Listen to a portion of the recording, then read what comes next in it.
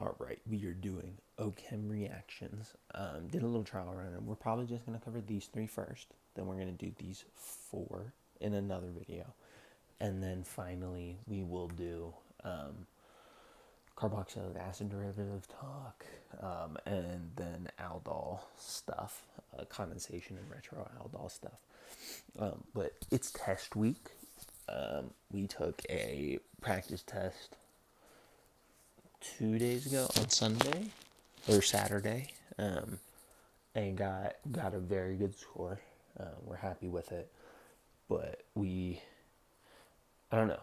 I'm proud, but I'm also kind of like, did I do that well? Because I've already taken the test before. Granted, it was almost a year ago that I took it, but I'm like, I don't know. I'm a little skeptical because I'm like, I don't know why the score was so high, but I'm glad the score was high because I'm like, okay, it's the fruits of my labor.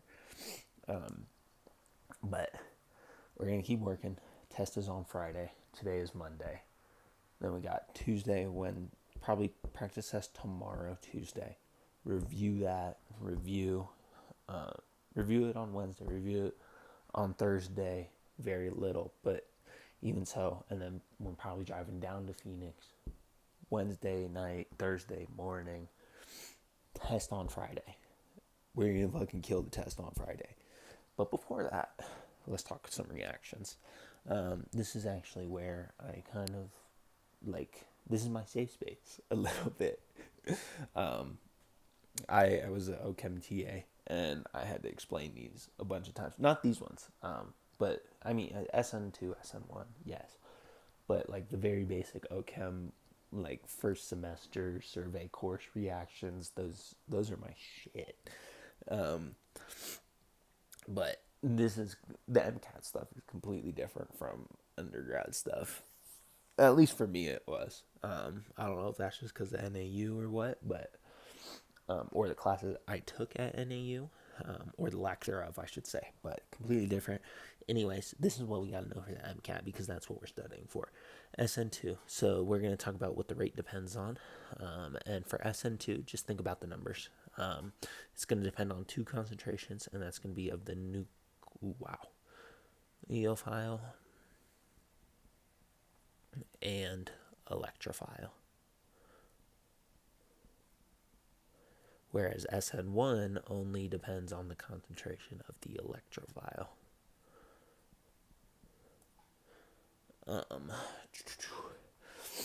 Then, this is going to happen in one step. And keyword here is going to be backside attack. And then this will lead to an inversion if chiral carbon. Whereas this happens in two steps.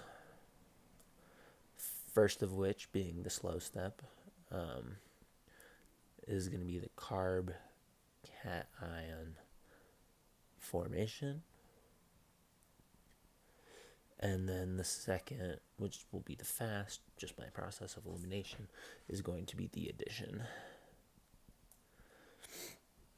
Then, the speeds of which these respective reactions proceed go, for SN2, since you are having that backside attack, you want the least amount of steric hindrance. So if you have a methyl halide or whatever it may be, that's going to be your fastest. Then you go primary, secondary, and then tertiary hardly ever happens. Complete opposite for SN1. You're going to have tertiary being the greatest because you want the highest stability for your carbocation. And the tertiary gives you that. Then you'll have secondary, primary, and methyl barely ever happen, right? And then in SN1, you're going to look for rearrangement, whereas SN2, you don't. Then for your solutions, you're going to want a polar aprotic solution. And then for this, you're going to want a polar protic. solution. And then all product means is H bond capability. Right. And then favoring conditions. Well, not conditions really, but favoring nucleophile, I guess. You want a small, strong one here, right? And you want it to be small because of that steric hingence. That's why we're going backside attack. Nucleophile. Whereas for SN2, you want a weak nucleophile.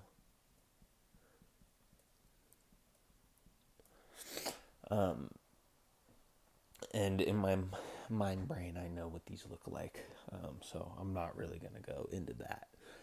And then can't really tell because it's erased, but now we're going to talk about aldehyde. I don't know how to spell. Aldehyde / ketone formation. Also, we busted out the tiny itty bitty markers. That's why we can write so much. I hardly ever use these, but they're kind of fun because it's like a regular pen. And these are going to be from alcohols, right? So it's going to be alk plus an oxidizing agent leads to your aldehyde / ketone product. And then for our oxidizing agents, we need to know PCC won't fully oxidize. Right, so think of this as Lindlar in your reactions again. Just Lindlar, what Lindlar does is it fully reduces shit. So if we had that, or it doesn't fully reduce it, plus Lindlar, you go to a double bond. But if you just did something else, if you had PDC or PTC, you would go fully to that single bond. Those ones are going to be your CROXs and your MNOXs. X is just a number. These will fully oxidize.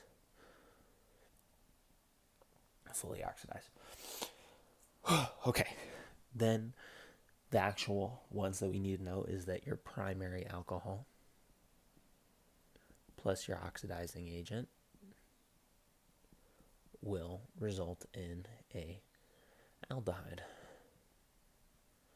Right, so we're going to have this, right, OH primary alcohol because the carbon that it's connected to is only connected to one carbon. So you have primary alcohol plus, let's just go CrO4. I think that's one of them. And pretty much our overall, what's going to happen is we're going to go from a single bond OH to a double bond O somewhere.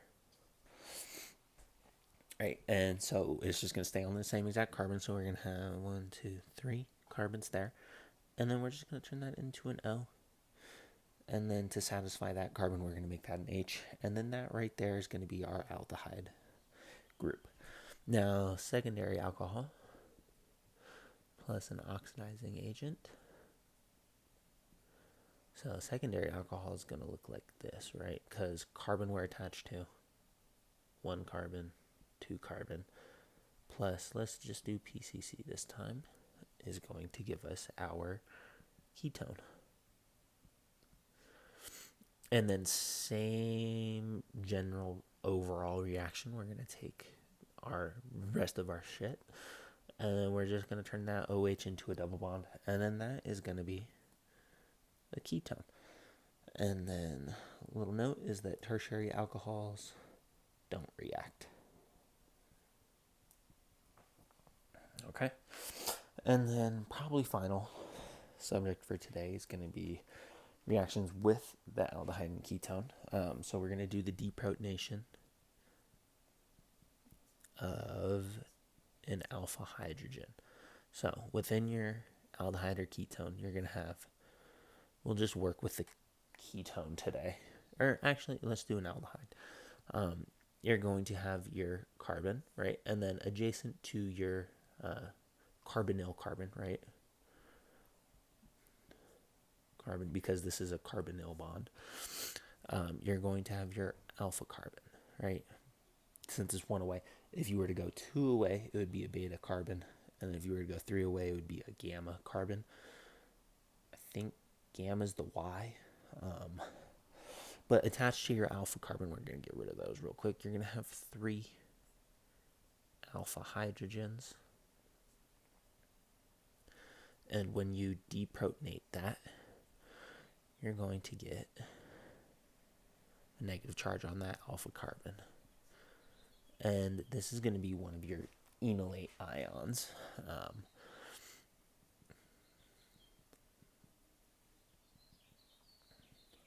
And then this is going to have resonance, right? So you can go push the double bond to make that happy. But then you got to push this one up here. And you're going to get this other enolate ion.